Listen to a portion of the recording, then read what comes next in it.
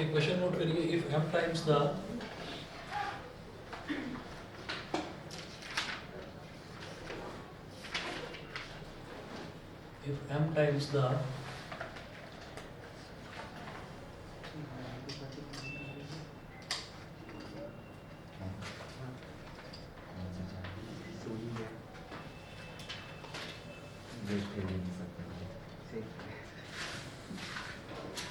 कि यहाँ पर लिखा हुआ है if m times the mth term of an AP, पक्का यही था क्वेश्चन? ऐसा तो नहीं था m times the nth term हो और n टाइम m टाइम्स और mth, यही था, ठीक है? If m times the mth term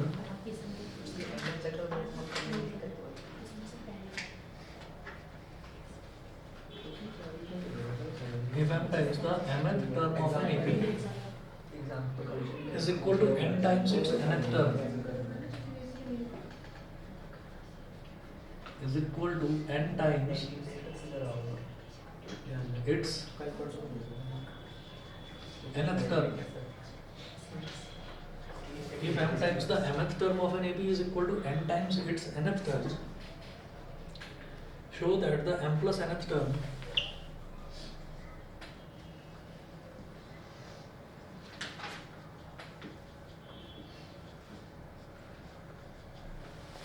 m plus nth term of the AP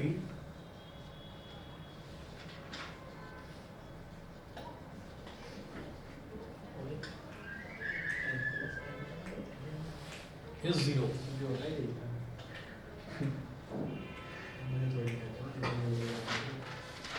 Of the AP is 0. हाँ जी, अब इसके बाद आप ये देखिएगा, इसमें बोला है if m times the mth term, m times the mth term का मतलब क्या है? Given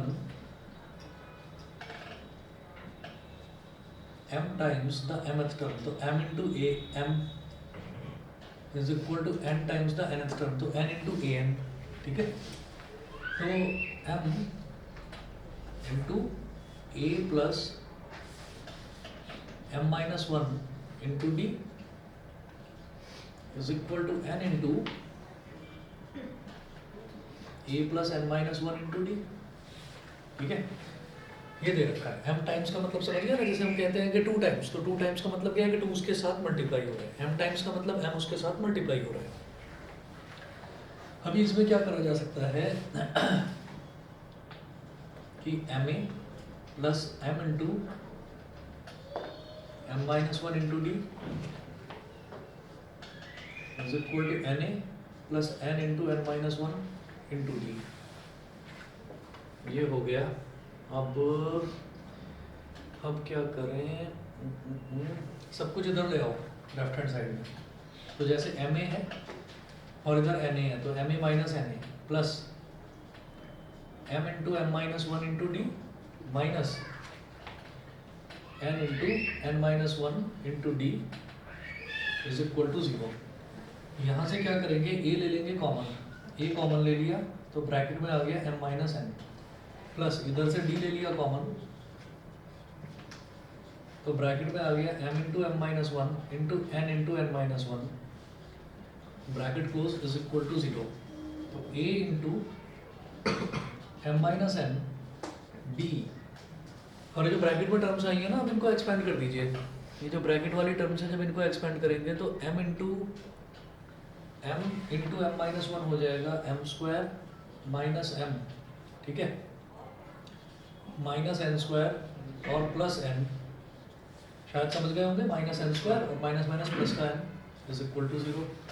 अभी देखते जाना जरा, a into m minus n plus d ऐसे है, अब इसमें m square minus n square, ये तो ऐसे लिखो, और ये माइनस m प्लस n ऐसे है, तो इसमें से माइनस कॉमन ले लिया तो ब्रैकेट में बचेगा m minus n is equal to 0। ये हो गया। तो a into m minus n plus d into ये जो m square minus n square है, इसको लिखेंगे m plus n into m minus n, समझ गए, a plus B into a minus B, ठीक है। और ये है माइनस m, ये अपनी जगह है ही, is equal to 0।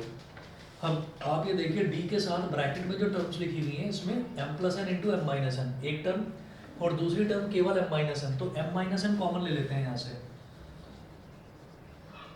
A into M minus N plus D M minus N ले लिया कॉमन, तो ब्रैकेट में क्या बचा एम प्लस एन, तो एम प्लस एन बचा माइनस इधर क्या बचा केवल 1 इज इक्वल टू 0। अब एम माइनस एन इधर भी मल्टीप्लाई हो रहा है, तो इधर जो पहली टर्म है वो क्या है A into M minus N, इसमें ये आ रहा है A into M minus N plus फिर लिखा D into M minus N into ये ब्रैकेट, तो एम माइनस एन इधर भी मल्टीप्लाई हो रहा है, इधर 3 टर्म्स मल्टीप्लाई हो रही है, 1 2 और तीसरा ये ब्रैकेट, और इधर 2 टर्म्स मल्टीप्लाई हो रही है A into M minus N, तो एम माइनस एन इधर भी मल्टीप्लाई हो रहा है, एम माइनस एन इधर भी मल्टीप्लाई हो रहा है, कॉमन ले सकता है, ठीक है। तो एम माइनस एन मैंने ले लिया कॉमन, एम माइनस एन आ गया कॉमन, तो ब्रैकेट में क्या बचा A plus M plus N minus 1, इसको एक ब्रैकेट में डाला, ये वाला ब्रैकेट, और डी लिख दिया बाद में, भाई मल्टीप्लाई हो रहा है, चाहे डी इंटू दिस ब्रैकेट लिख दो चाहे दिस ब्रैकेट इंटू डी लिख दो, एक ही बात है। एम माइनस एन बाहर आ गया, अब ये इज इक्वल टू 0, अब ये जो एम माइनस एन है ये उधर जाकर 0 अपॉन एम माइनस एन होकर ये तो 0 हो जाएगा, तो हमारे पास बचा क्या हमारे पास बचा सिर्फ ये a plus M plus N minus 1 into D, A plus M plus N minus 1 into D is equal to 0, 0 upon M minus N मतलब 0 हो गया। अब देखिएगा जब a plus N minus 1 into D होता है तो वो क्या होता है nth टर्म, अब a plus M plus N minus 1 into D है तो ये m प्लस nth टर्म हो जाएगा, यही चीज प्रूव करनी थी। ये क्या हो गया मेरे पास पूरा m plus nth term, therefore m plus nth term is equal to 0, यही हमको प्रूव करना था। बताइए क्लियर है? ठीक है, ऑनलाइन वाले भी बता दें क्लियर है यहाँ तक? Yes sir. ठीक है, चलिए जी, ये एक तुम्हारा था, अब एक क्वेश्चन जरा विनायक का देख रहा हूँ मैं, और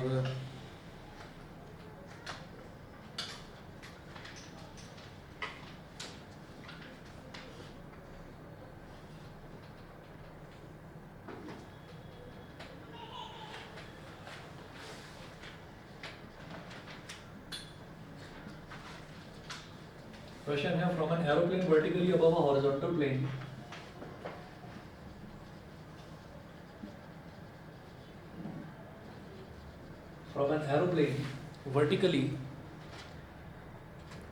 from an aeroplane vertically above a horizontal plane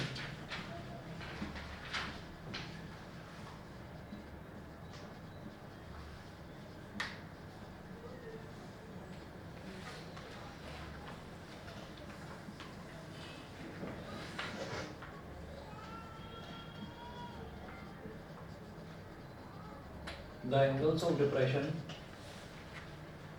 of 2 consecutive kilometer stones of 2 consecutive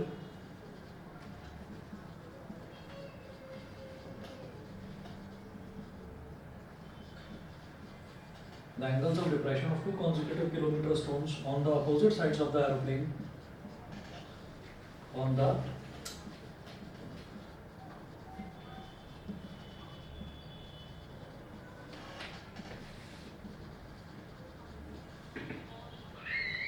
opposite sides of the aeroplane are found to be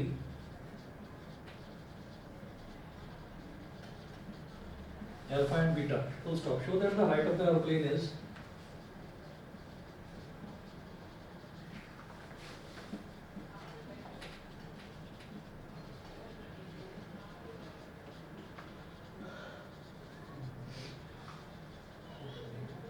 show that the height of the aeroplane is tan alpha into tan beta.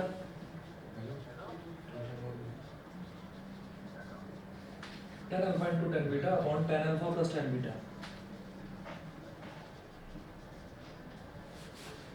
मेरे को ये चीज show करनी है, ठीक है? देखिएगा कैसे करेंगे।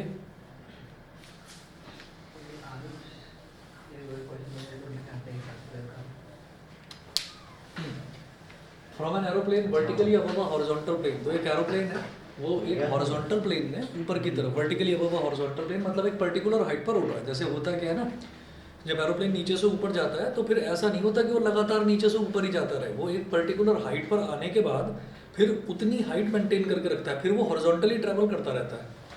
तो उन्होंने एक पॉइंट पर बताया कि एक पॉइंट पर ऐसा है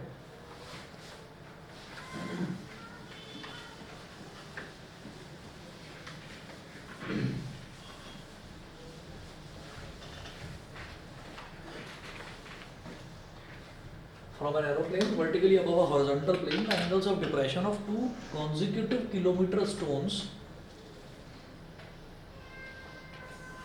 two consecutive kilometer stones on the opposite sides of the aeroplane are found to be alpha and beta.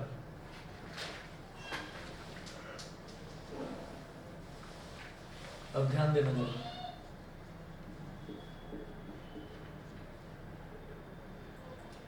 Aeroplane यहाँ पर है, इस पॉइंट को ए बोल दीजिए।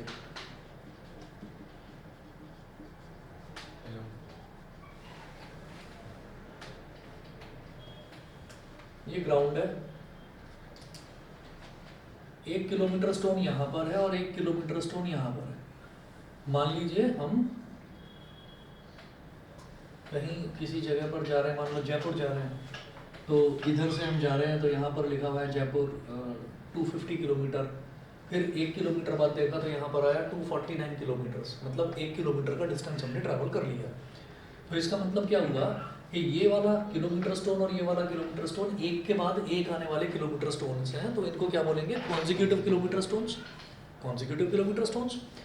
तो ये चीज़ क्यों दे रखी है, इन्होंने बोला from an aeroplane vertically above a horizontal plane, एक हॉरिजॉन्टल प्लेन के वर्टिकली ऊपर है, the angle of depression of two consecutive kilometre stones, मतलब यहाँ से अगर इसको देखता है एरोप्लेन, एरोप्लेन में बैठा हुआ कोई भी पर्सन, यहाँ पर मैंने एरोप्लेन यहाँ पर है इस पॉइंट पर, तो यहाँ पर हमने एक हॉरिजॉन्टल लाइन ड्रॉ कर ली, पैरेलल, ग्राउंड के पैरेलल हॉरिजॉन्टल लाइन ड्रॉ कर ली, इसको इससे ज्वाइन कर दिया। तो ये जो एंगल है इस वाले एंगल को इन्होंने बोला है अल्फा, और इसी तरीके से इस वाले एंगल को बोला है बीटा, बीटा।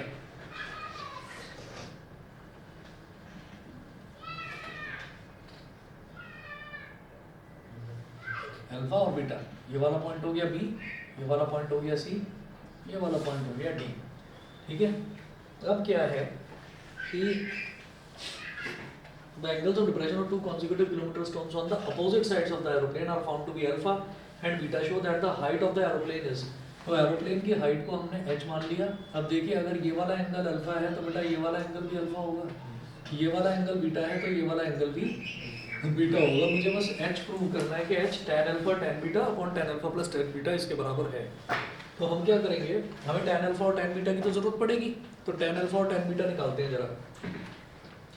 और एक चीज और, ये कॉन्जिक्यूटिव किलोमीटर स्टोन्स, इसका मतलब क्या है कि ये डी और सी के बीच में 1 किलोमीटर का डिस्टेंस है। 1 किलोमीटर का मतलब क्या हो गया, 1000 मीटर। तो हमने क्या करा,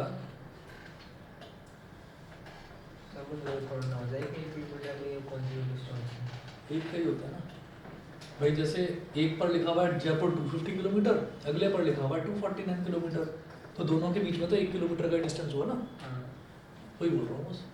तो जैसे मान लीजिए डी से बी तक के डिस्टेंस को हमने x मान लिया, तो बी से सी तक का डिस्टेंस कितना हो जाएगा, 1000 minus x.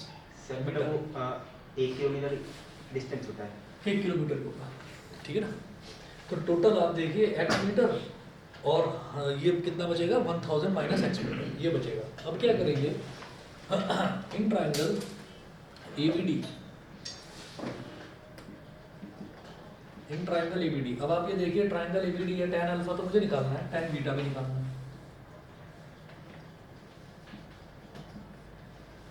Perpendicular upon base, तो AB अपॉन BD,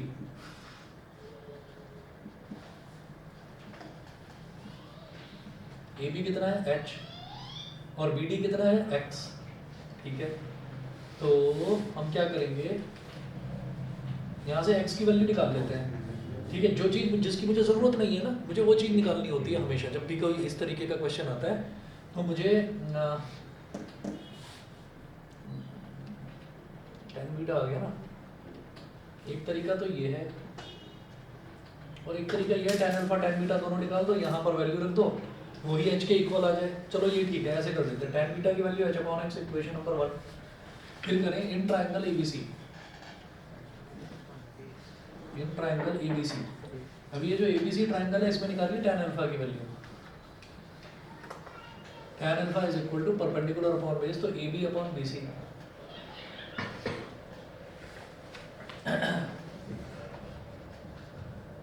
अब AB कितना हो गया h और BC कितना हो गया 1000 माइनस x।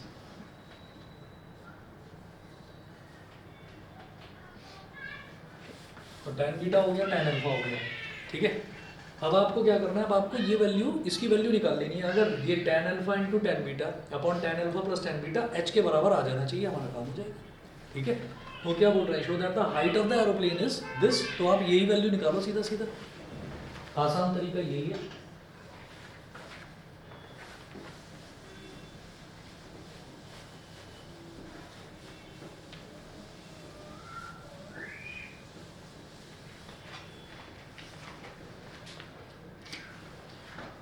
हम ये कहेंगे देयरफॉर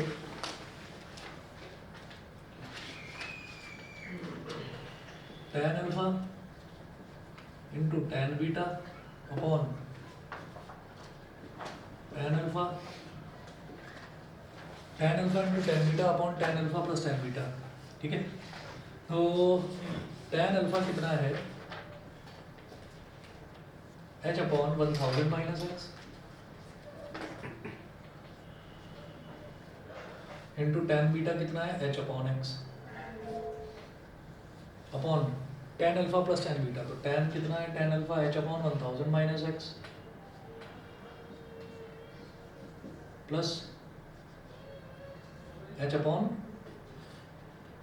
x।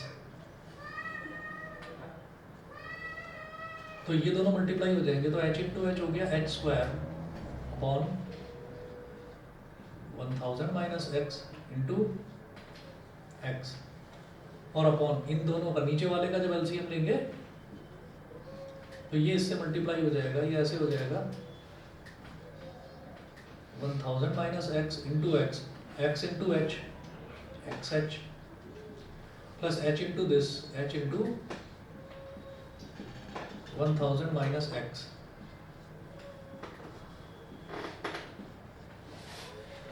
अब जरा देखिएगा क्या है कि सबसे ऊपर वाला टर्म सबसे नीचे वाले से मल्टीप्लाई होकर न्यूमरेटर में आ जाता है, तो h square into 1000 minus x into x, ठीक है।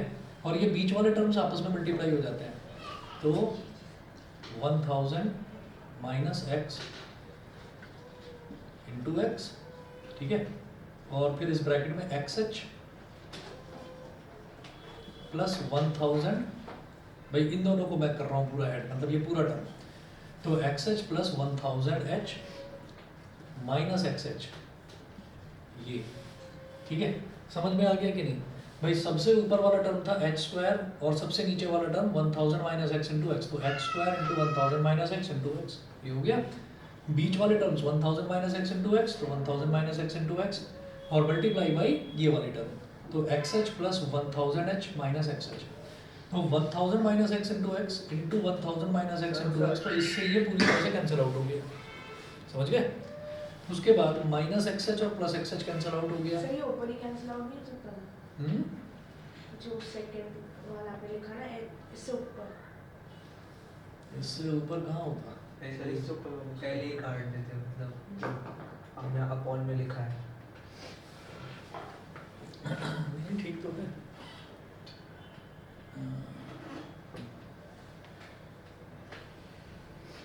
कहाँ पर समझाओ, मतलब ये जो अपॉन में यहाँ लिखा हुआ है और यहाँ पर जो लिखा हुआ है यही ना? हाँ यहाँ पर भी कर सकते हो, यहाँ पर भी कर सकते हो, कोई दिक्कत नहीं। मैं तो कुछ और सोच रहा हूँ, हमारा h अपॉन और सर h इंटू करने की जगह उसे कॉमन ले लेते हैं।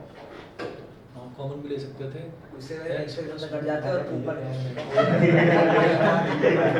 अरे रुको तो सही यार, तुम ना हंस रहे हो, ये देखने लगो कि हम अटक कहाँ पर रहे हैं। रिलेटिव बता रहे हो। एच अपॉन एक्स आएगा टेन बीटा, टेन अल्फा आएगा H upon 1000 minus x. Values तो ठीक ली हैं। और यहाँ पर पता है क्या डिनोमिनेटर है, जैसे ये एच स्क्वायर अपॉन 1000 एच आ रहा है, एक एच से एक एच करते हैं, एच अपॉन 1000 आ रहा है ये। ऐसा क्यों? सर इस क्वेश्चन में तो लेकिन प्रूव करना था tan अल्फा tan बीटा वाली इक्वेशन को। सर इसलिए तो वैल्यू निकलेगी ना। नहीं, इन्होंने क्या कहा कि आपको प्रूव करना है show that the height of the aeroplane is this. Sir x plus y equal to 5 है, तो आप x और y डाल के तो 5 तो निकालोगे, इससे आप तो शो थोड़ा ना कर रहे हो कि वो 5 की इक्वल ही होगा। नहीं, हम वही शो कर रहे हैं। यहाँ पर इन्होंने कहा कि height of the aeroplane, height of the aeroplane तो h ही हो गया ना, कि h is equal to tan alpha tan beta upon tan alpha plus tan beta, ये शो करना है। तो आप इस चीज़ को अगर लेकर चलें तो आपका रिजल्ट h के बराबर आना चाहिए।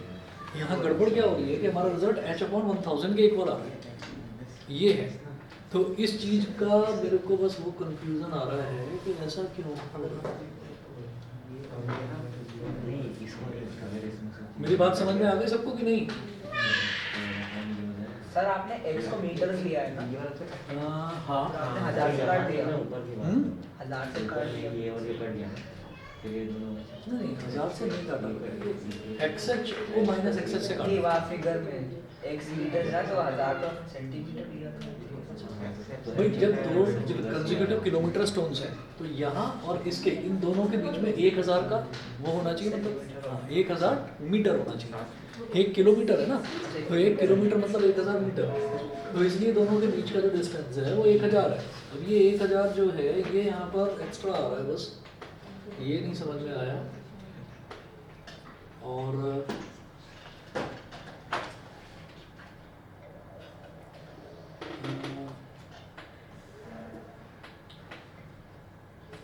अच्छा एक काम हो सकता था इसमें,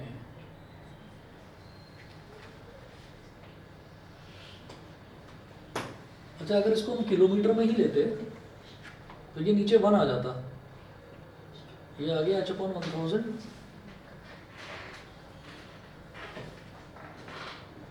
h अपॉन 1000। सर तो मेरे x की यूनिट क्या होती है फिर? फिर हम उसको किलोमीटर में ही रखते हैं ना।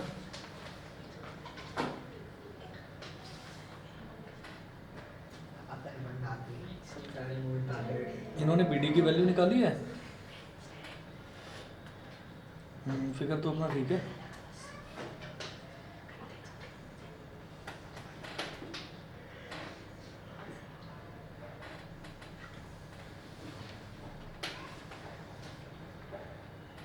मीटर है ना, लीजिए पकड़िए, एक काम कर लेते हैं भाई, इसको किलोमीटर में ही अगर हम रहने देते हैं, हमारा मीटर में आ गया। और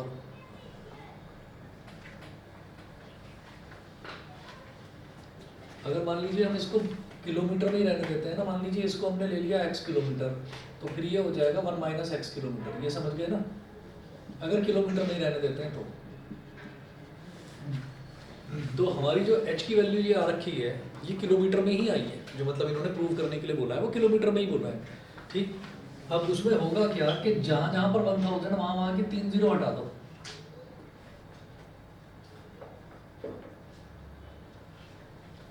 ठीक है।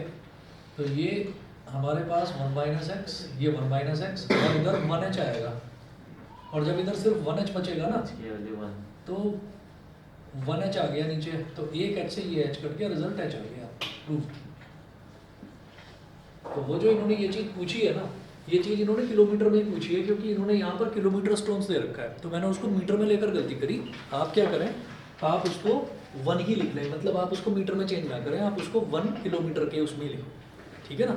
तो उससे गड़बड़ हुई है, तो हमारा रिजल्ट h के बराबर आ गया। समझ गए भाई विनायक? ठीक है ना, जहाँ जहाँ पर हमने 1000 लिया है, हम 1000 ना लेकर हम उसको सीधा 1 ही ले रहे हैं बस, ठीक है। अच्छा जी, अब मेरे को ये बताओ,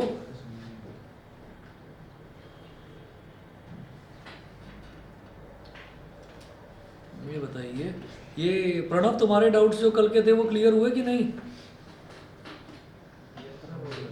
मतलब करवाने हैं वो या कर लिए थे खुद ही?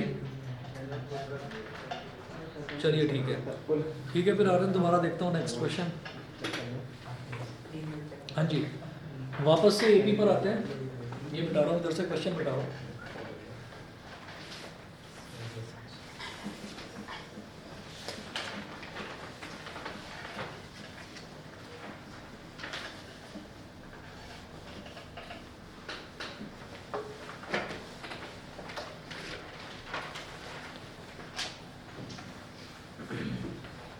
क्वेश्चन है, if pth qth and rth terms of an AP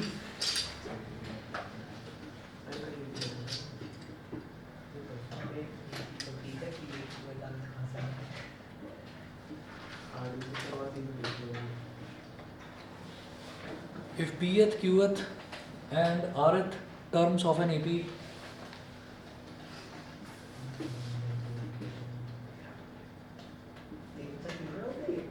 are A, B and C respectively, full stop, then show that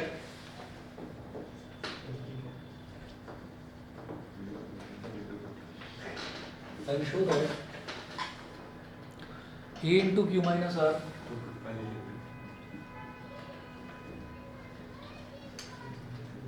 A into Q minus R plus B into R minus P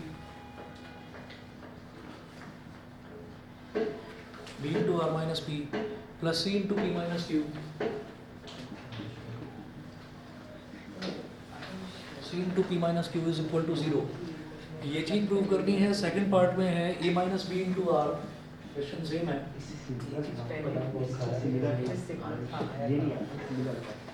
A minus B into R plus B minus C into P B minus C into P plus C minus A into Q is equal to 0। ठीक है, सिर्फ values डालनी है और आप देखना हमको सब, आप कुछ ना कोई चीज़ उसमें कॉमन आएगी और कॉमन लेकर सारी वैल्यू कटती चली जाएगी, सब 0 के इक्वल आ जाएगा।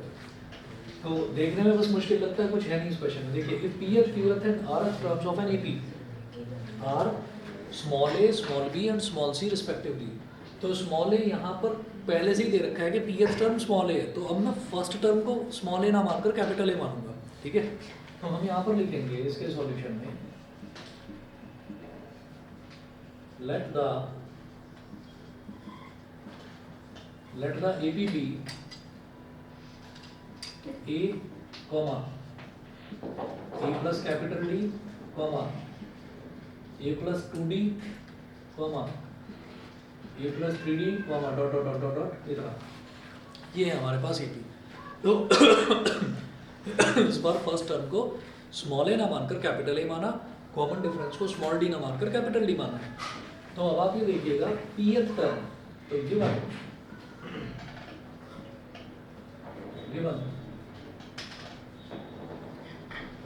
pth term is equal to small a, pth term small a के इक्वल है। अब pth टर्म क्या होगा, जैसे nth टर्म होता है a plus n minus 1 into d, ऐसे pth term a plus p minus 1 small p, a plus small p minus 1 into d is equal to small a। हाँ जी, equation number 1। तो ये तो हमारा हो गया pth टर्म। इसी तरह से qth टर्म है b के इक्वल, तो qth term is equal to small b। तो qth टर्म का मतलब हो गया a plus q minus 1 into capital D is equal to small b, equation number 2। फिर है rth term, rth term is equal to small c। अब rth term हो गया a plus r minus 1 into capital D,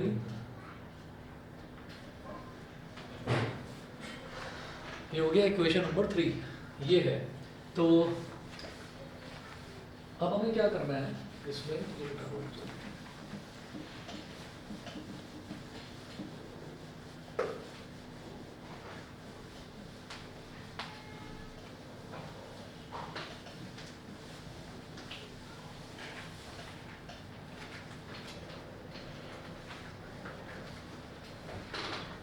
हाँ जी ये हो गया। अब मुझे फर्स्ट पार्ट में देखना a into Q minus R, first part का LHS a into Q minus are plus B into R minus P plus C into P minus Q. ठीक है, ये है। अब क्या करें, ये जो स्मॉल ए है, स्मॉल ए की जगह ये वैल्यू डालो, A plus P minus one into D.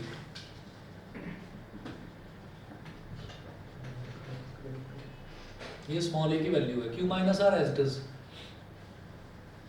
Q minus R में कोई चेंज नहीं करना, क्योंकि मेरे पास क्यू माइनस क्यू की, आर की, पी की, इनकी कोई वैल्यू नहीं है। हाँ, ए बी और सी की वैल्यू है, तो जिसकी वैल्यू है वो वैल्यू डाल देंगे। ठीक है, तो ए की वैल्यू ये थी तो ये डाल दिया, तो क्यू माइनस आर प्लस, हाँ जी, स्मॉल बी कितना है, A plus Q minus one into D, A plus Q minus one into D, A plus Q minus one into D into R minus P plus small C A plus are minus one into D और P minus Q. अब expand करिए तो ए into Q, पहले इसको इससे फिर इसको इससे, तो A Q minus A R. ठीक है, फिर P minus one D into Q, तो plus P minus one D Q, फिर minus P minus one D R minus P minus one D R, फिर ए इंटू आर। ठीक है, तो P minus one D को Q से कर दिया, पी माइनस वन डी को आर से कर दिया, उधर माइनस साइन ये आ गया, फिर ए को आर से कर दिया तो प्लस का ए आर, फिर ए को माइनस पी से कर दिया तो माइनस का ए पी, फिर क्यू माइनस वन डी को आर से कर दिया तो q minus one D into are, फिर क्यू माइनस वन डी को पी से कर दिया तो minus Q minus one D into p, फिर ए को पी से कर दिया तो प्लस का ए पी, फिर ए को माइनस क्यू से कर दिया तो माइनस का ए क्यू, फिर आर माइनस वन डी को पी से कर दिया तो plus are minus one D into p, फिर आर माइनस वन डी को क्यू से कर दिया minus are minus one D into q. ये हो गया। अब इसमें आपको क्या करना है कि जहां जहां पर कैपिटल ए वाले टर्म्स नजर आ रहे हैं, 1 2 3 4 5 6, इन सब में से कैपिटल ए कॉमन ले लो। कैपिटल ए कॉमन ले लिया तो q minus r, r minus p और पी माइनस क्यू, प्लस का पी माइनस का क्यू, ये हो गया। फिर डी कॉमन ले लेता हूँ तो प्लस का डी, अब यहाँ क्या बचेगा, P minus one into Q, P minus one into Q, फिर minus P minus one into R minus P minus one into are, फिर plus Q minus one into R plus Q minus one into R minus Q minus one into P minus Q minus one into P. ठीक है, और R minus one into P plus are minus one into P और minus are minus one into Q. इसमें से मैंने D common लिया, D वाले जितने भी टर्म्स थे सब में से डी ले लिया कॉमन, ये वाले सारे टर्म्स में से ए कॉमन ले लिया तो plus Q minus P plus P minus P plus are minus R, सब कैंसिल आउट। तो ये हो गया ए इंटू जीरो प्लस डी, अब ब्रैकेट में देखिए P into Q, P Q minus one into Q minus Q, फिर P into R P R, लेकिन बाहर माइनस साइन है तो माइनस पी आर, फिर minus one into R minus R और बाहर माइनस साइन है तो प्लस आर, फिर क्यू इंटू आर तो प्लस का क्यू आर, फिर माइनस वन इंटू आर तो माइनस आर, फिर Q into P, P Q with a minus sign minus P Q, और minus one into P minus P with a minus sign plus P, और R into P plus का P R, और minus one into P minus का P, और ये हो गया Q R with minus sign तो माइनस क्यू आर, और minus one into Q minus Q और माइनस है तो प्लस का क्यू। हाँ जी, अब जरा देखिए डी के आगे जो ब्रैकेट में टर्म्स हैं तो plus p Q minus P q cancel out, minus q plus q cancel out, minus P r plus are minus are plus q r minus q r plus का P और minus का p, सब कुछ cancel out हो गया। ए into zero तो zero था ही, यहाँ आ गया डी इंटू जीरो, ये भी जीरो तो रिजल्ट इज जीरो। ठीक है, और ये आर एच एस के बराबर, ये प्रूव हो गया। बताइए जी, क्लियर है? ठीक है, अब इसी तरीके से जो सेकंड पार्ट है, सेकंड पार्ट करवाऊँ, फिर तो उसको इंटू करके शायद से उससे होगा। किसको इंटू करके ऊपर के क्वेश्चन को खोलेंगे तो उससे आ जाए शायद। इसको करके ए क्यू माइनस ए आर तो नहीं आ रहा ना उसमें कहीं पर भी। देखिए यहाँ पर पहला टर्म है ए क्यू माइनस ए आर, तो इधर सिर्फ मेरे को एक तो ए आर तो मिल रहा है लेकिन वो भी प्लस का, सर वो तो सब में हो रहा था, कॉमन निकल जाएगा माइनस ए क्यू। हाँ यहाँ सही कर रहे वो हो, सब में हो रहा है, तो minus सब में हो रहा है। हाँ तो सही है, फिर तो सही कर लेंगे उसको भी। ठीक है, वैल्यू सिर्फ ए की बी की वैल्यू यहाँ पर डालनी है, बी और सी की वैल्यू डालनी है, सी और ए की वैल्यू डालनी है, आर पी और क्यू की वैल्यू नहीं डालनी, हो जाएगी। ठीक है, सही वाला क्वेश्चन कौन सा बोला?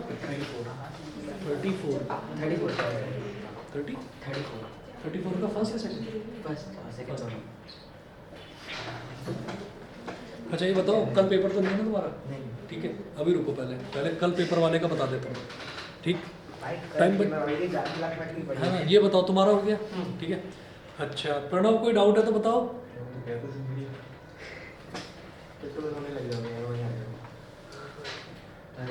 अच्छा रुकिए, तो विनायक का देखना पूरा क्या क्वेश्चन कौन सा? समझ आ गया, वो मैं नहीं कह रहा था।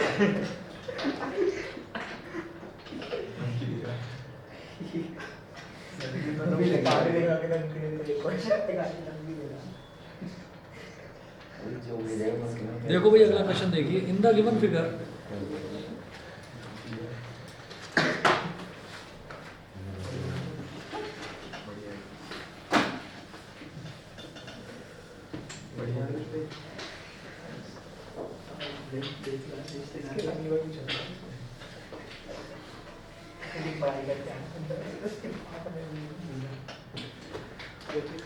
क्वेश्चन है, in the given figure triangle FEC is congruent to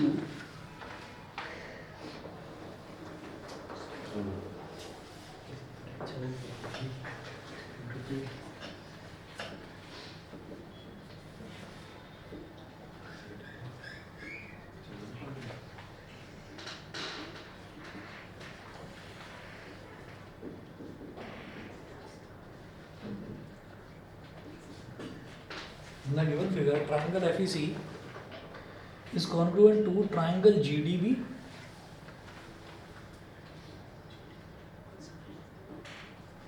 triangle FEC is congruent to triangle GDB and angle 1 is equal to angle 2.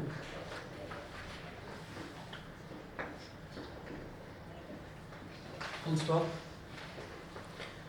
Prove that triangle ADE is similar to triangle ABC.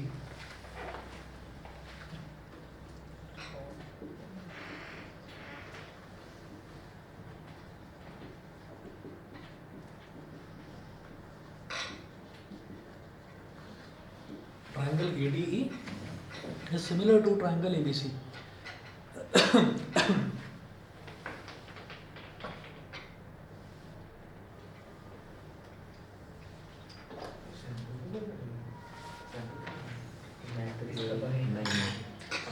तो ADE और ABC ऐसे दे रखा है,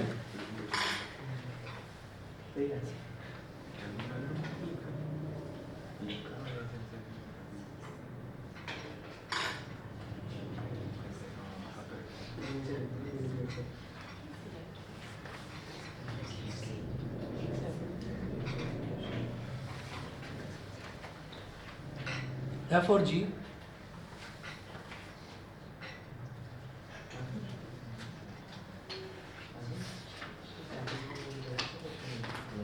ऐसा ये अलग है।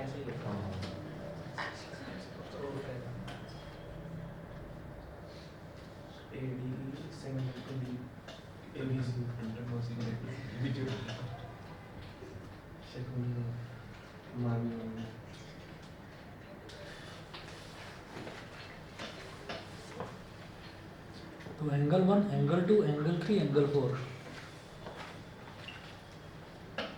Angle 1, angle 2, angle 3 और एंगल 4 ये फिगर दे रखी है और इन्होंने दिया है कि एंगल 1 एंगल 2 के इक्वल है और ये दे रखा है कि ट्राइंगल एफ ई सी, ये वाला जो ट्राइंगल है एफ ई और सी, एफ ई सी ये वाला ट्राइंगल, और दूसरा कौन सा है G D B, G D B ये वाला ट्राइंगल, ये दोनों ट्राइंगल इन्होंने कॉन्ग्रुएंट दे रखे हैं। तो prove that triangle A D is similar to triangle A B C. अच्छा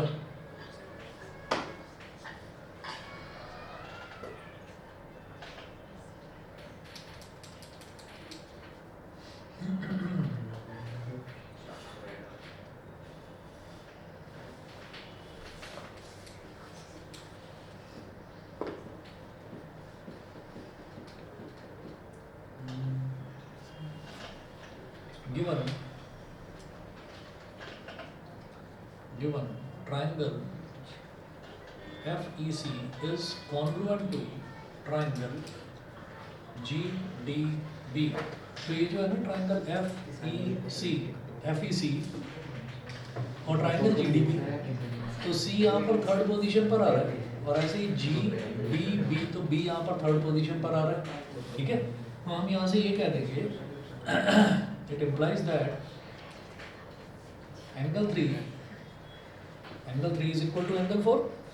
ये तो हो जाएगा भाई। C पर कौन सा एंगल बन रहा है, एंगल 4 बन रहा है ना। ट्राइंगल FEC में हम as angle 3 is equal to angle 4 हम ऐसे लिख देंगे it implies that angle FCE third position पर C लिखा हुआ है, तो एंगल FCE ऐसे यहाँ थर्ड पोजीशन पर B लिखा हुआ है, तो ये हो जाएगा angle GBD,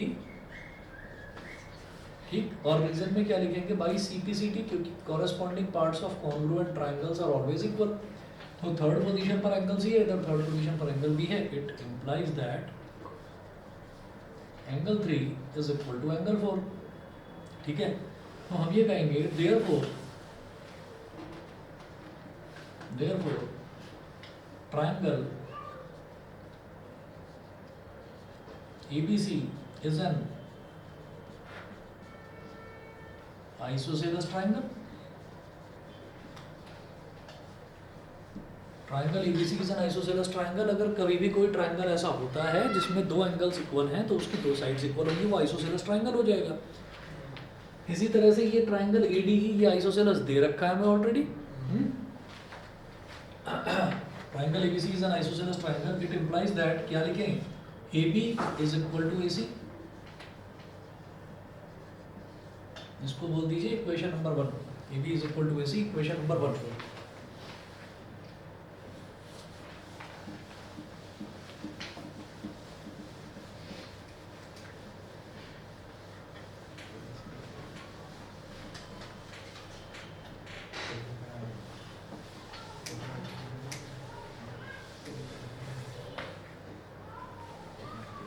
AB is equal to AC। अभी फिर देखेंगे कि angle 1 is equal to angle 2, bracket में लिखिएगा कि 1।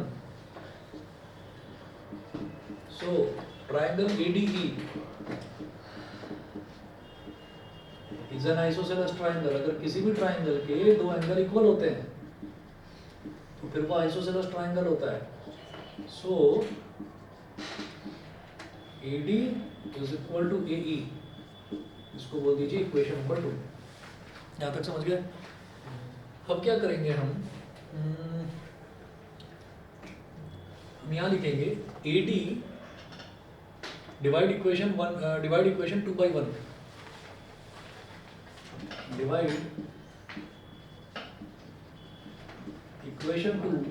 by equation 1। इक्वेशन 2 को इक्वेशन 1 से डिवाइड कर दीजिए, तो इक्वेशन 2 का left hand side AD upon equation 1 का लेफ्ट हैंड साइड AB, तो AD upon AB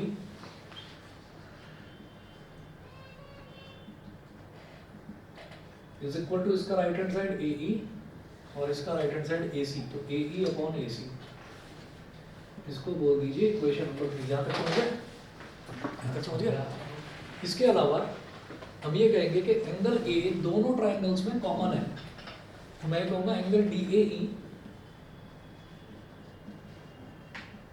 is equal to angle BAC, bracket में लिखिएगा कॉमन एंगल। समझ गए। तो क्या कौन सा क्राइटेरिया हो गया? Side angle side similarity criteria. कैसे?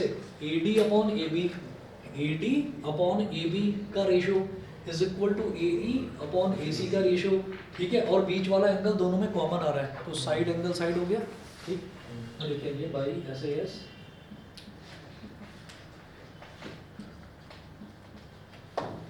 Similarity, by SAS similarity criteria, triangle ADE is similar to triangle ABC। यही मुझे प्रूव करना था।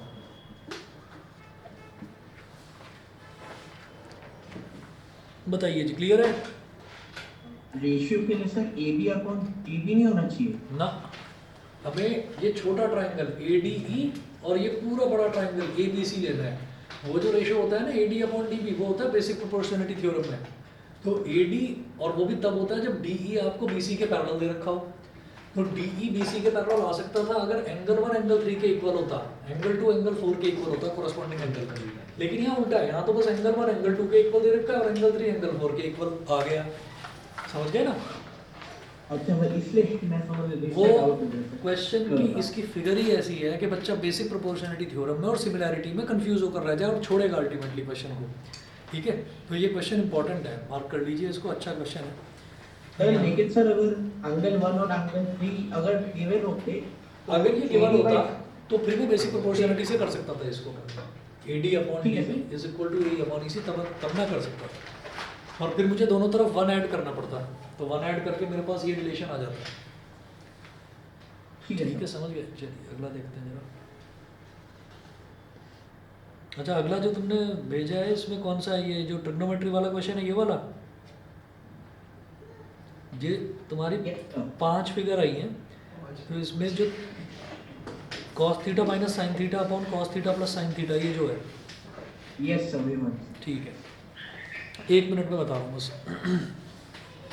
1 मिनट वेट करिए भाई सभी।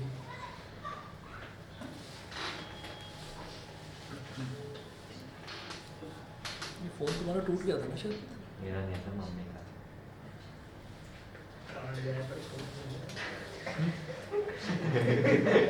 ये मैंने यूज नहीं कर रहा ना पिछले 2 घंटे में, बड़ा शायद टूट गया, शायद कवर डाल दिया, तीसरा बड़ा कॉम्प्लीट। तूने 1 घंटा फोन नहीं चलाया?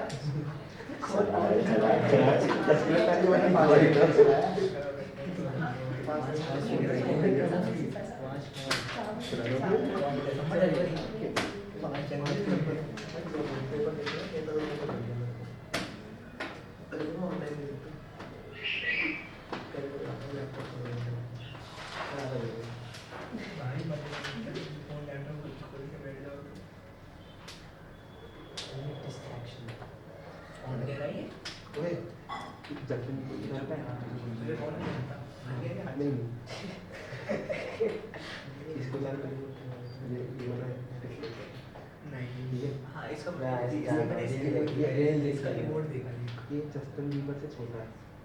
तेरे को हो गया 2 साल बनाया उससे, ये देख 2 साल बनाया उससे। नीचे को वाला है। पहले ही है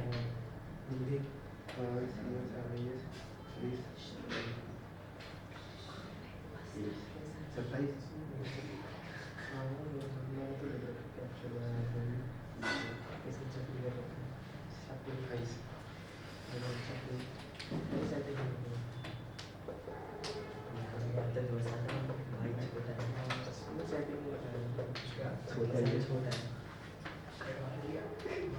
अबे 2 साल पहले मैंने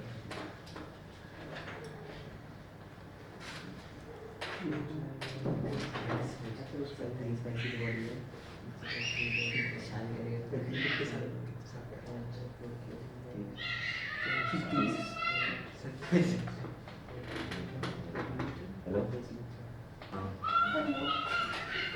हाँ। कोने कोने ये तो नहीं है बस इसको हो जाए।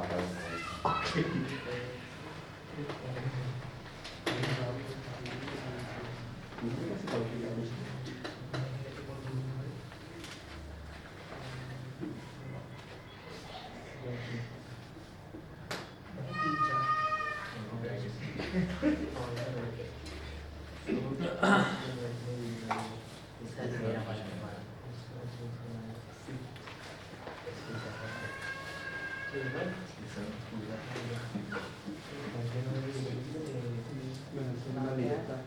सी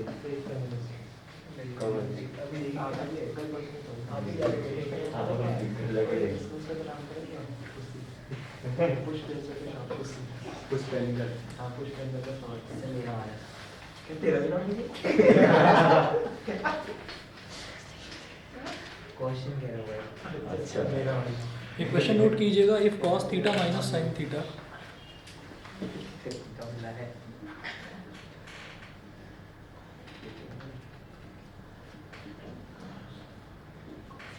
if cos theta minus sin theta upon cos theta plus sin theta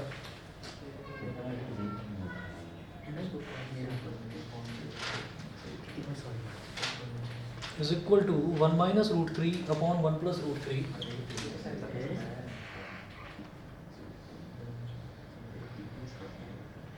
ये पहले करवाया 1 plus root 3 comma इसको cos cos से डिवाइड करेंगे तुझे नहीं आता मुझे याद नहीं ट्राई करना पड़ेगा ऐसे कोई क्वेश्चन नहीं किसी ने and find the value of theta. हमें थीटा की वैल्यू फाइंड आउट करनी है.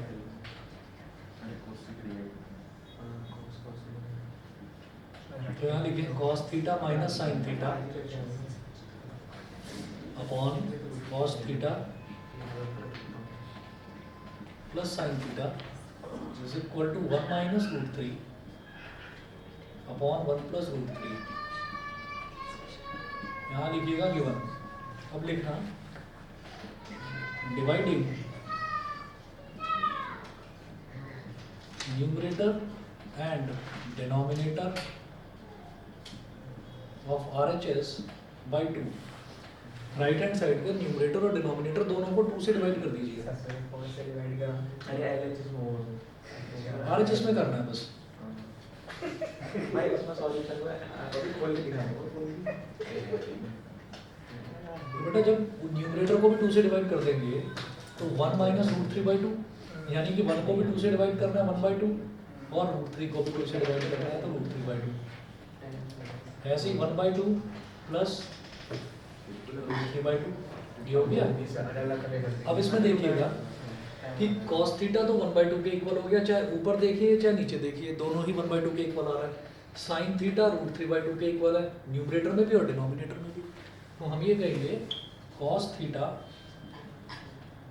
is equal to 1 by 2 and sin theta 60 is equal to root 3 by 2 for theta is equal to 60 degree. भाई बहुत शॉर्ट में कर दो कौन से करना है ठीक है जी, क्लियर है? ठीक है, Yes. ओके. अच्छा, इसके बाद जो अगला भेजा है इसमें भी ये क्वेश्चन नंबर 8 है या 9 है? If the bisector of an angle of a triangle. 8 है सर. 8. ये क्वेश्चन और नोट करिए.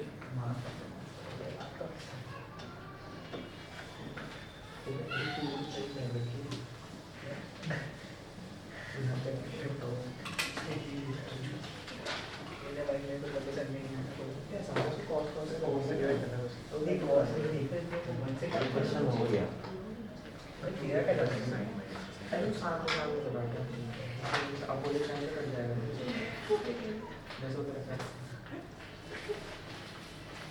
हाँ जी, ये क्वेश्चन है if the bisector of an angle of a triangle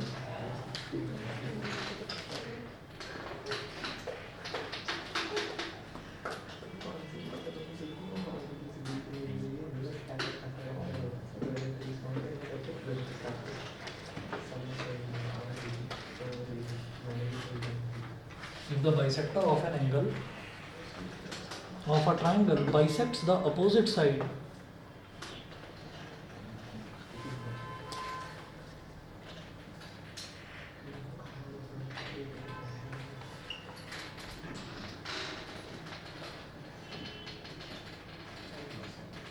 bisects the opposite side, comma, the triangles is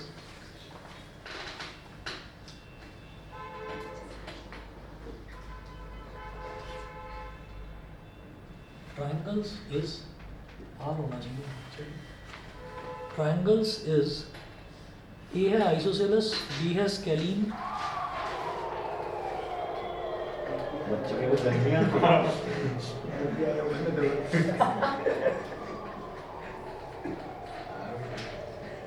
क्या हो गया ये अचानक से? सेलेक्ट किया है। FBI ओपन एक तोड़ तो आएगी मतलब छत से हाँ वो हेलीकॉप्टर से जो आता है इक्विलेटरल राइट एंगल। आया है तुम सोचते रहना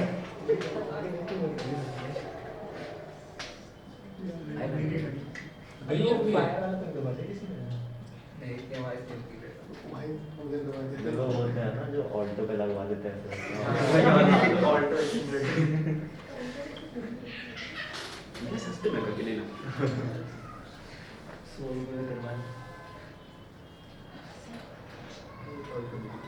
उसके टायर भी बड़े चौड़े चौड़े करवा देते हैं, उस पर अलॉय व्हील्स जिसमें लाइटें चमकती हैं। हाँ दिखाना पूरा ले बॉल लेके घूम रहे हैं हाँ लेकिन मैं ऑल्टो नहीं टायर ऑल्टो से भारी देते हैं टायर ऑल्टो से बाहर निकलते हैं। देखा है, ऐसी कई कार्टून गाड़ियां दिखाई देती है रास्ते में। If the bisector of an angle of a triangle bisects the opposite side, if the bisector, अच्छा क्या है? If the bisector of an angle of a triangle bisects the opposite side, अच्छा, bisector of an angle of a triangle bisects the opposite side. भाई isosceles है, isosceles, isosceles, एक minute. If the bisector of an angle of a triangle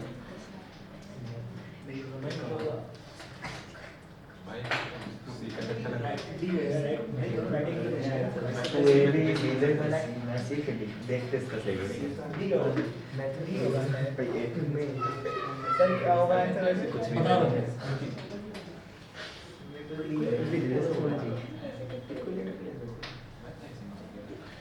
sir इसका है बता रहे हैं. ये A B C दे रखा है ना? और इस वाले एंगल का बाइसेक्टर, मान लीजिए इस वाले एंगल का बाइसेक्टर जो है, और ये पॉइंट D पर आ रहा है, ये इस साइड को बाइसेक्ट कर रहा है, तो BD और DC ये दोनों इक्वल हो गए. और इसी तरह से ये वाला जो एंगल है और ये वाला एंगल, ये दोनों एंगल इक्वल हो गए. तो एंगल साइड साइड, अच्छा ये तो कोई क्राइटेरिया नहीं होता. ये वाली साइड और ये वाली side,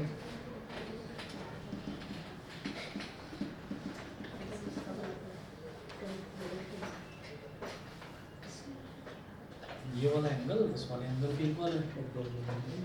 bisector of an angle bisects the opposite side, opposite side को बाइसेक्ट कर रहा है.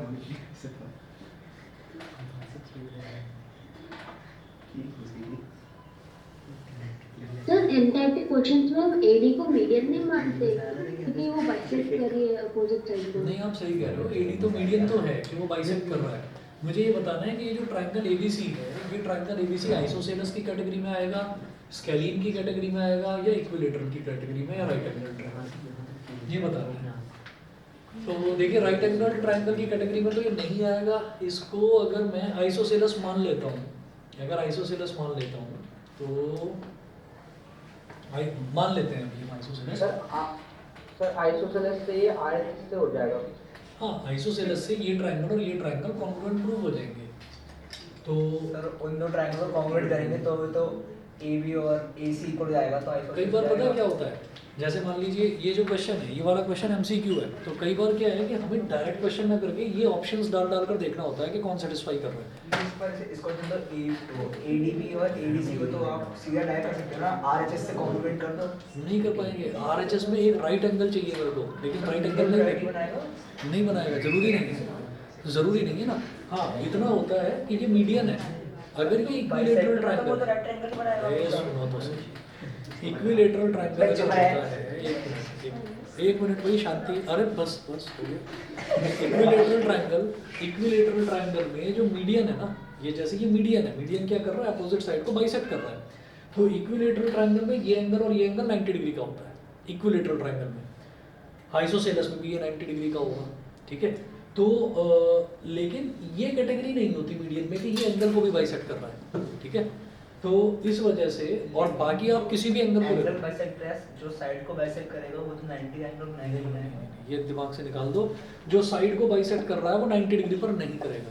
कोई भी आप कोई भी ट्रायंगल लीजिए, उस ट्रायंगल में एक वर्टेक्स से सामने वाली साइड पर आप एक ऐसी लाइन डालिए जो उसको सामने वाली साइड को बाइसेक्ट कर रहा है, तो उसको मीडियन बोलेंगे। लेकिन वो 90 डिग्री पर बाइसेक्ट सिर्फ तभी करेगा जब आपका ट्रायंगल या तो इक्विलेटरल हो या आइसोसेलेस हो, ऐसा होता है। तो इसमें ना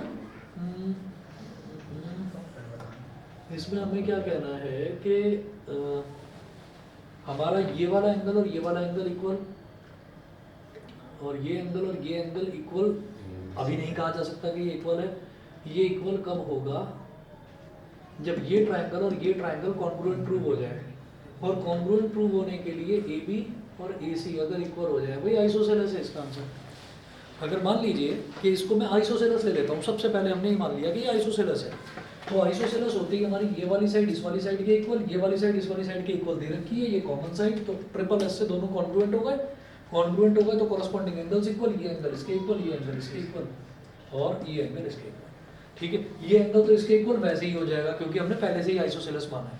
तो आइसोसेलेस ट्रायंगल में ये सेटिस्फाई कर रहा है, समझ गए? इक्विलेटरल में भी सेटिस्फाई करेगा, इक्विलेटरल में भी सेटिस्फाई करेगा। आंसर बताओ भाई क्या दे रखा है? आइसोसेलेस दे रखा है ना, बस आइसोसेलेस दे रखा है। ठीक है, चलिए सर आइसोसेलेस कैसे होगा सर? बता तो रहा हूँ कि हमने पहले मान लिया कि आइसोसेलेस पर ये सारी कंडीशन सेटिस्फाई हो रही है कि नहीं हो रही। तो आइसोसेलेस में हमने ये वाली साइड AB और AC ये इक्वल मान लिया।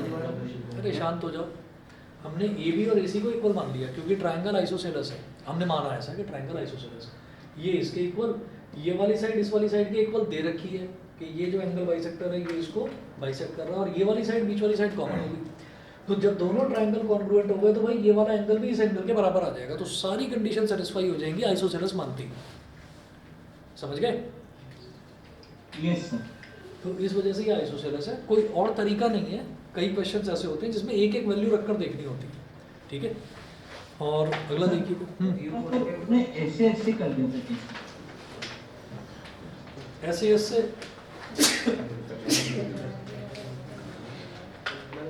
सर, या तो सर साइड एंगल साइड ऐसे ना, AD लिया था, AD और BD लिया था, एंगल BAD, साइड AD और BD। आपने लिया एंगल BAD, साइड AD और BD, यही ना? Yes sir. हाँ, तो ये कोई क्राइटेरिया ही नहीं होता है। आपने क्या ले लिया? आपने ले लिया एंगल साइड और साइड, तो एंगल साइड साइड कोई क्राइटेरिया नहीं होता। क्राइटेरिया होता है side angle side, side angle side, या AAS भी चलेगा, AAS भी चलेगा, लेकिन डबल मतलब दो साइड और एक एंगल, ये कोई क्राइटेरिया नहीं होता, याद रखना। बस यही चीज़ है जो याद रखने वाली है कि अगर दो साइड इक्वल और एक एंगल इक्वल दे रखा हो तो ये कोई क्राइटेरिया नहीं होता है, इसको निकालना है दिमाग से। चलिए जी अगला देखते हैं।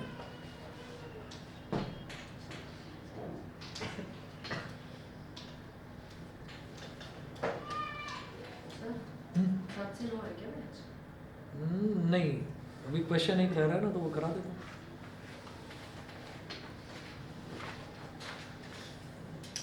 अच्छा, पापा लेने आएंगे, बता दो उनको, बस 5 मिनट और। ये बता रहा हूँ मैं।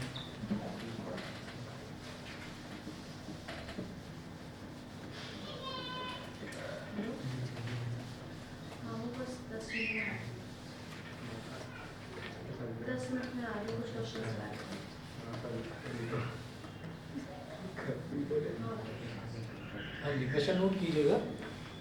The base PQ of two equilateral triangles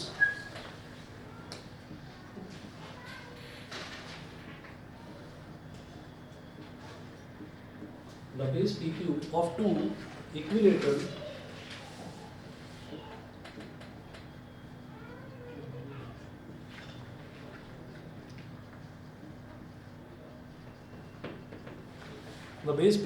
equilateral triangles PQR and PQR dash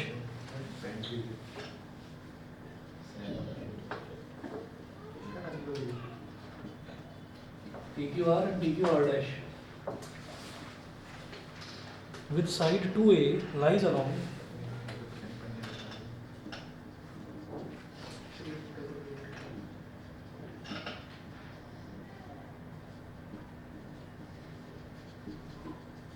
with side 2a lies along y-axis coordinate geometry का है क्या? along y-axis such that the midpoint of PQ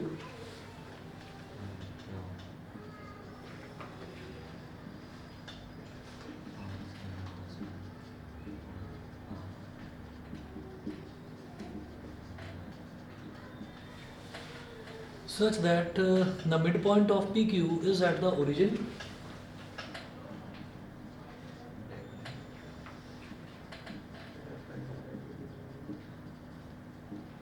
midpoint of PQ is at the origin. Full stop. The coordinates of the vertices are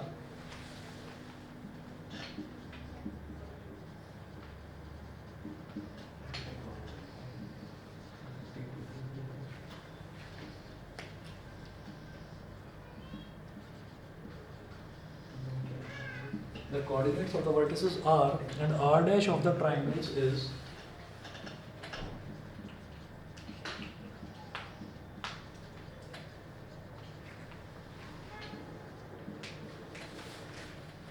ये पूछ रहे हैं कि ये बताइए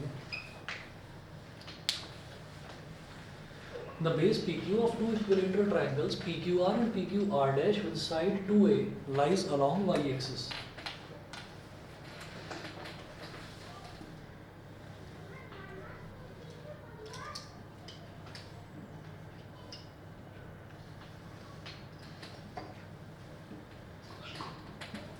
The base PQ of two equilateral triangles PQR and PQR dash with side 2a lies along y-axis such that the midpoint of PQ is at the origin.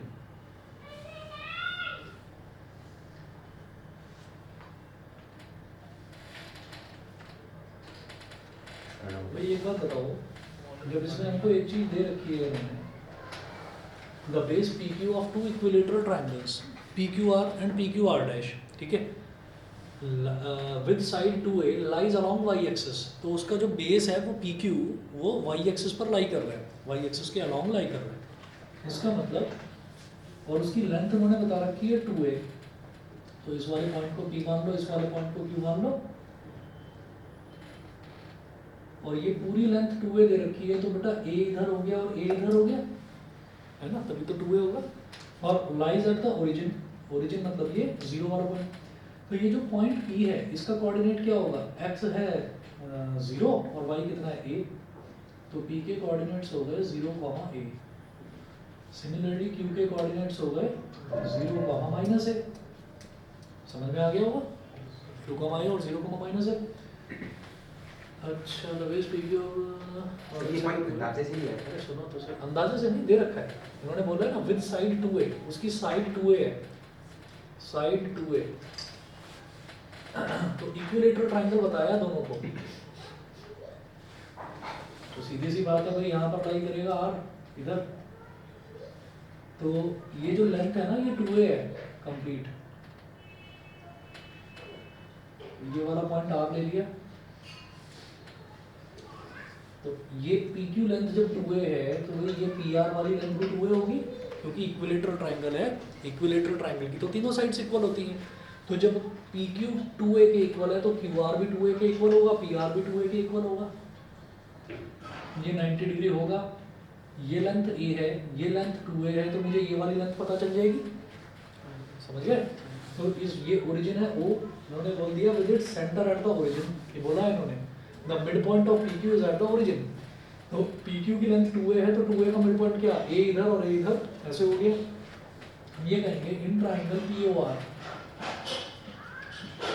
In triangle POR triangle में Pythagoras theorem लगा दीजिए, तो PO square plus OR square, PO square plus OR square is equal to PR square, आपने PR को 2a जैसे लिया, क्योंकि ये डायरेक्ट का इक्विलेटरल ट्रायंगल है ना, तो ये PQ 2a है, तो ये भी 2a होगा, ये भी 2a होगा, तीनों ट्रायंगल की तीनों साइड्स की लेंथ इक्वल होगी 2a के बराबर, समझिए।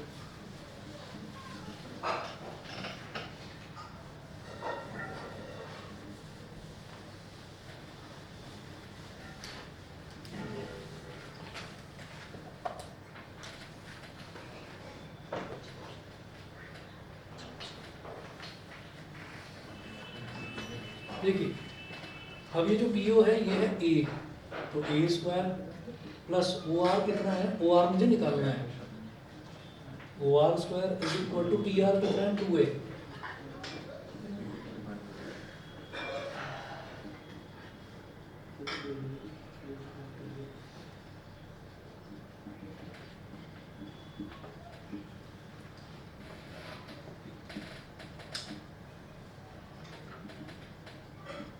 ओ आर कितना हो गया √3a।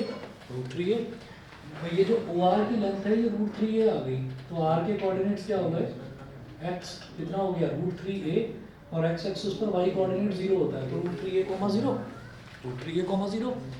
और इसी तरीके से जब हमारे पास इक्विलेटरल ट्रायंगल बनाना है तो पी क्यू इधर है, आर इधर ले लिया, तो भाई पी क्यू आर डैश फिर इधर लेना पड़ेगा मुझे, और कोई ऑप्शन ही नहीं है मेरे पास, तो आर डैश इधर ले लिया। तो अगेन वही बात है कि इधर ये a है तो ये वाली लेंथ, ये टोटल 2a है तो ये भी 2a ही होगा, तो इसके कोऑर्डिनेट्स क्या आ जाएंगे -√3a, 0। तो उन्होंने यही बोला था coordinates of the vertices r and r dash of the triangle is, तो r के कोऑर्डिनेट √3a, 0 और r डैश के कोऑर्डिनेट -√3a, 0। बस ये कर रहे हैं। बताइए जी क्लियर है कि नहीं?